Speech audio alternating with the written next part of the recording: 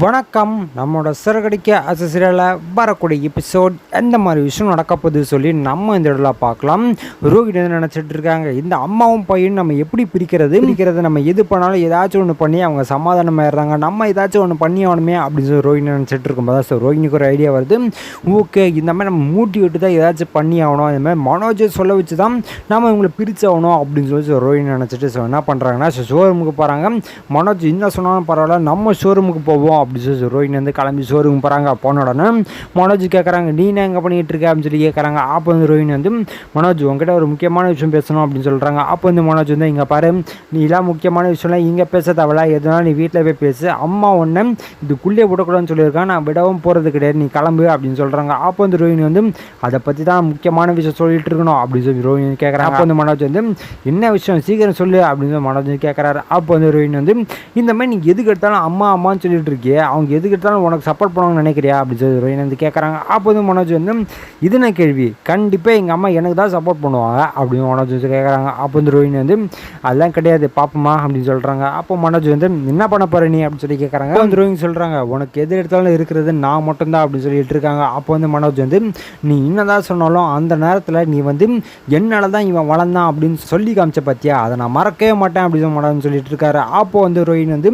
மனோஜ் அதை நான் தெரியாமல் சொல்லிட்டேன் அப்படின்னு சொல்கிறாங்க. சரி சரி, இப்போ என்ன விஷயமா சொல்ல வந்தேன் அப்படின்னு சொல்லி கேட்குறாங்க. அப்போ வந்து ரோஹிணி வந்து, நான் உங்ககிட்ட ஒரு விஷயம் சொல்கிறேன், அது வந்து உங்கள் அம்மா கிட்டே நீ கேளு, அவங்க என்ன பதில் சொல்கிறாங்கன்னு சொல்லி பார்த்துட்டு உனக்கு நான் வேணுமா இல்லை அவங்க வேணுமான்னு சொல்லி முடிவு பண்ணேன் அப்படின்னு சொல்லி மனோஜ் கிட்ட சொல்லிட்டு இருக்காங்க ரோஹிணி. அப்போ வந்து மனோஜ் வந்து, நீ சொன்னால் நான் பண்ணுமா அப்படின்னு சொல்லி கேட்குறாங்க. அப்போ வந்து ரோஹிணி வந்து, இதெல்லாம் ஒரு டெஸ்ட்டு தானே, நீ வேணால் பண்ணி பாரு அப்படின்னு சொல்லி கேட்குறாங்க. அப்போ வந்து மனோஜ் வந்து, நான்லாம் பண்ண முடியாது அப்படின்னு சொல்கிறாங்க. மனோஜ் வந்து சொல்கிறாங்க.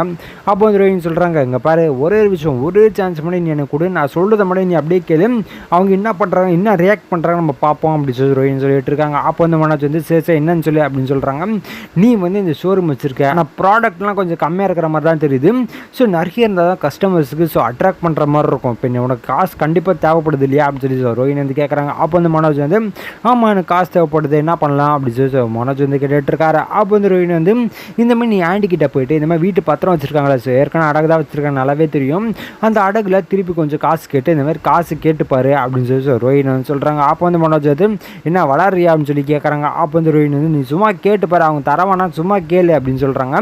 அப்போ வந்து மனோஜ், சரி நான் கேட்குறேன் நீ கிளம்பு அப்படின்னு சொல்கிறாங்க. அப்போ வந்து ரோஹிணி வந்து, என்ன மனோஜ் அவ்வளோ நேரம் உங்ககிட்ட பேசிட்டு இருக்கேன், கொஞ்சம் கூட உள்ளவான்னு சொல்ல மாட்டியா அப்படி சொல்லி ரோஹிணி வந்து கேட்டுருக்காங்க. அப்போ வந்து மனோஜ் வந்து, அதான் சொல்லிட்டேன்ல அம்மா என்ன விடக்கூடாதுன்னு சொல்லியிருக்காங்க, நீ கிளம்பி வீட்டுக்கு போ இல்லை பியூட்டி பார்லருக்கு போ அப்படின்னு சொல்லி மனோஜ் வந்து அனுப்புறாரு. அதே மாதிரி ஸோ ரோஹிணியும் கிளம்பி வீட்டுக்கு வராங்க. வந்த உடனே ஸோ நைட்டும் ஆகுது, ஆன உடனே மனோஜ் வராரு. வந்த உடனே விஜயாவா மனோஜ் இன்னும் ரொம்ப டயர்டாக இருக்கிற மாதிரி இருக்கு அப்படின்னு சொல்கிறாங்க. அப்போ மனோஜ் வந்து, ஆமாம்மா சரியான டயர்டுமா, ரொம்ப வேலை அப்படின்னு சொல்லிட்டு இருக்காங்க. அப்படியாப்பா அப்படின்னு சொல்லி விஜய் வந்து கேட்குறாங்க. அப்போ வந்து மனோஜ், ஆமாம்மா சரியான டயர்டுமா அப்படின்னு சொல்கிறாங்க. அப்போ வந்து விஜய் வந்து, சரிப்பா நீ கொஞ்சம் நேரம் உனக்கு நான் டீ போட்டு இல்லை காஃபி போட்டு எடுத்துகிட்டு வரேன், எது வேணும்னு சொல்லி அப்படின்னு சொல்லி ஸோ விஜய் வந்து கேட்குறாங்க. அப்போ வந்து மனோஜ் வந்து, ஆமாம் எனக்கு ஒரு காஃபி கொடுத்தா நல்லாயிருக்கும்னு நினைக்கிறேன் அப்படின்னு சொல்கிறாங்க. அப்போ வந்து விஜய் வந்து, சரிப்பா நீ வெயிட் பண்ணி நான் போயிட்டு காஃபி எடுத்துகிட்டு வரேன் அப்படின்னு சொல்லி ஸோ விஜய் சொல்லிட்டு ஸோ கிச்சனுக்கு போய்ட்டு காஃபி போட்டு வராங்க. வந்த உடனே இதப்பா குடி அப்படின்னு சொல்லி ஸோ மனோஜ் கூட வராங்க. ரோஹிணி வந்து ஸோ வெளிலேருந்து பார்த்துட்டே இருக்காங்க, இன்னும் நடக்குதுன்னு பார்ப்போமே அப்படின்னு சொல்லி ஸோ பார்த்துட்டே இருக்காங்க. இவன் கேட்பானா மாட்டானா அப்படின்னு சொல்லி ஒரு எதிர்பார்ப்புலேயே ஸோ ரோஹிணி வந்து வெயிட் பண்ணி பார்த்துட்டு இருக்காங்க.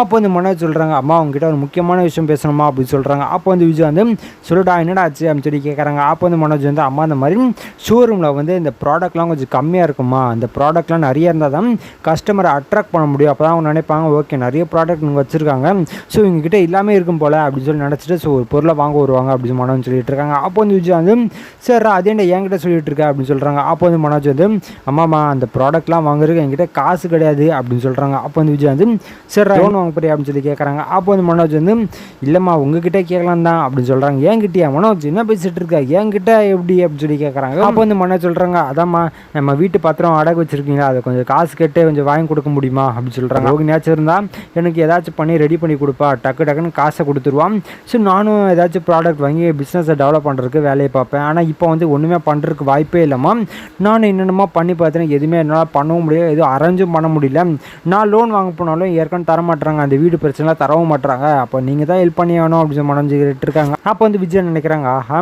அப்போ இதை தூண்டி விட்டது ரோஹிணி தானா அப்படி சொல்லி மனசில் வந்து விஜய் நினச்சிட்டு, மனோஜ் தனியாக பேசணும் அப்படின்னு சொல்கிறாங்க. அப்போ வந்து மனோஜ் வந்து, சொல்லுங்கம்மா என்னம்மா ஆச்சு அப்படின்னு சொல்லி கேட்குறாங்க. அப்போ ரோஹிணிக்கு ரொம்ப சந்தோஷமாகுது, ஓகே நம்ம சொன்ன மாதிரி அவன் கேட்டுட்டான், இதுக்கப்புறம் தான் உண்மையான ஆட்டமே ஆரம்பிக்க போகுது அப்படின்னு சொல்லி ரோஹிணி நினச்சிட்டு இருக்காங்க. அப்போ வந்து விஜய் வந்து இந்த வேலைலாம் பண்ணது ரோஹிணி தான் நல்லாவே தெரியும் அப்படின்னு சொல்லி விஜய் வந்து நினச்சிட்டு மனோஜ்கிட்ட பேச போகிறாங்க. மனோஜ், இந்த மாதிரி காசு கொடுக்கணும் அப்படிலாம் கிடையாதுப்பா, எனக்கும் உனக்கு கொடுக்கணும் தான் ஆசையாக இருக்குது, ஆனால் நான் வேணா உனக்கு காசு எப்படியாச்சும் அரேஞ்ச் பண்ணி கொடுத்துட்றேன் அப்படின்னு சொல்லி விஜய் சொல்லிட்டு இருக்காங்க. அப்போ வந்து மனோஜ் வந்து மாமா அதெல்லாம் வேண்டாம்மா, உங்களுக்கேமா வீண் சர்மோ, நம்ம வீட்டு பத்திரத்தை வச்சா எடுத்து கொடுங்க, நீங்கள் காசு எங்கேருந்து வாங்க போகிறீங்க அப்படின்னு சொல்லி மனோஜ் வந்து கேட்டுட்ருக்காரு. அப்போ வந்து விஜய் வந்து அதெல்லாம் நான் பார்த்துக்கிறேன்டா அப்படின்னு சொல்கிறாங்க. அப்போ வந்து மனோஜ், இல்லைம்மா வெளிலேருந்துலாம் காசு வாங்க வேணாம், உங்களால் முடிஞ்சா அது பண்ணுங்க அப்படின்னு சொல்கிறாங்க. அப்போ வந்து விஜய் சொல்கிறாங்க, என்னால் பண்ண முடியும்டா, ஆனால் அந்த அடகு வச்சதை யாருக்காகன்னு தெரியுமா அப்படின்னு சொல்லி விஜய் வந்து கேட்குறாங்க. அப்போ மனோஜ் வந்து யாருக்காகமா அப்படின்னு சொல்கிறாங்க. அடகு வச்சதே ரோஹிணிக்காக தான். ரோஹிணி அப்பப்போ காசு எடுத்துகிட்டு வந்து உங்ககிட்ட தரேன்னு சொல்லிட்டு இருப்பாள், அந்த காசுலாம் யாரு நினச்சிட்டு இருக்கா, அவள் தான் நினச்சிட்டு இருக்கியா? ஒன்றும் கிடையாது, நீ கேட்டனா முதல்ல என்கிட்ட தான் வந்து கேட்பா, அந்தமாதிரி காசு கொடுங்க, காசு தேவை அப்படின்னு சொல்லி ரோஹிணி தான் என்கிட்ட கேட்பா அப்படின்னு சொல்லி பொய் சொல்லிடுறாங்க விஜயா. அப்போ மனோஜ் நினைக்கிறாங்க, என்னம்மா சொல்லிட்டு இருக்கீங்க, அப்போ இவ்வளோ நாள் அவள் காசு கொடுத்ததெல்லாம் உங்ககிட்ட இருந்து வாங்கி தான் கொடுத்தாளா அப்படின்னு சொல்லி கேட்குறாங்க. அப்போ வந்து விஜயா, ஆமாடா, இந்த வீட்டு பத்திரத்தில் அடகு வச்சதுலேயே பாதி காசு அவளுக்கு தான் நான் கொடுத்துருக்கேன் அப்படின்னு சொல்லி விஜயான்னு சொல்லிடுறாங்க. இதை கேட்டாருன்னா மனோஜுக்கு ஒரு ஷாக் ஆகுது. ஆனந்த் ஃபுல்லாக போய் தான் இது வந்து விஜயாக்கு நல்லாவே தெரியும். விஜய் சொல்கிறாங்க, நீ வேணா அவகிட்ட போய் கேட்டுப்பாரு, இந்த மாதிரி எனக்கு காசு தேவைப்படுது, அவள் உண்மையான அன்பு வச்சிருந்தா உனக்கு கண்டிப்பாக உனக்கு காசு தான் தரப்போறா, ஏன்னா உன் மேலே ரொம்ப அன்பாக இருக்கேன், அம்மாவோட எனக்கு தான் ரொம்ப பாசம் அதிகம் அப்படின்னு சொல்லி சுற்றிட்டு இருக்கால. இதை நிரூபிக்கிறது இதான் கரெக்டான நேரம் அப்படின்னு சொல்லி விஜயான்னு சொல்லிட்டு இருக்காங்க. அப்போ வந்து மனோஜ் வந்து, ஆமாம்மா நீ சொன்னா அப்போ இந்த விஷயம் எனக்கு தெரியவே தெரியாதுமா அப்படின்னு சொல்லி மனோஜ் சொல்லிட்டு இருக்காங்க. அப்போ வந்து விஜய் வந்து, சரிடா இதெல்லாம் ஏன் உங்ககிட்ட சொல்லணும்னு சொல்லி தான் விட்டுட்டேன் அப்படின்னு சொல்கிறாங்க, நான் சொன்னமே நீ வேணா கேட்டு பாரு, என்ன சொல்கிறேன்னு சொல்லி பார்ப்போம் அப்படின்னு சொல்லி விஜய் வந்து மனோஜ் சொல்லிட்டு இருக்காங்க. அப்போ வந்து மனோஜ் வந்து, ஆமாம்மா நீங்கள் சொல்லிட்டீங்களா, நான் என்னென்னு போய் கேட்குறேன் அப்படின்னு சொல்லி ரோஹிணி பண்ண திட்டத்தையே விஜய் அப்படியே ரிப்பீட் அடிக்கிறாங்க. அடித்த உடனே மனோஜும் போயிட்டு ரோஹிணி அவங்ககிட்ட முக்கியமான விஷயம் சொல்லணும் அப்படின்னு சொல்கிறாங்க. அப்போ வந்து ரோஹிணி வந்து, என்ன மனோஜ் அம்மா கிட்ட போய் கேட்டேன், அம்மா தர முடியாதுன்னு சொல்லிட்டாங்களா அப்படின்னு சொல்லி கேட்குறாங்க. அப்போ வந்து மனோஜ் வந்து, இங்கே பாரு ரோஹிணி, அம்மா என்கிட்ட எல்லா விஷயத்தையும் சொல்லிட்டாங்க, இந்த மாதிரி அவங்க அடகு வச்ச மொத்த காசுமே உனக்கு தான் கொடுத்தாங்களே மேம், நான் கூட நினச்சேன் எப்படி அவளுக்கு அப்பப்போ காசு வருது, டக்குன்னு எனக்கு நான் காசு கேட்டோன்னா கொடுக்குறாளே, என் மேலே ரொம்ப பாசம் அப்படின்னு நினச்சிட்டு இருந்தேன், இப்போ தான் தெரியுது மொத்த காசு நீ அம்மா கிட்ட தான் வாங்கியிருக்கியா அப்படின்னு மனோஜ் கேட்டுட்டு இருக்காங்க. அப்போ ரோஹினிக்கு ஒன்றுமே புரியல, மனோஜ் என்ன சொல்லிட்டு இருக்க அப்படின்னு சொல்லி ரோஹினி வந்து கேட்குறாங்க. அப்போ வந்து மனோஜ் சொல்கிறாங்க, ஆமாம் ரோஹினி அம்மா எல்லா விஷயம் சொல்லிட்டாங்க அப்படின்னு சொல்கிறாங்க. இதை கேட்டோட தான் ரோஹினிக்கு,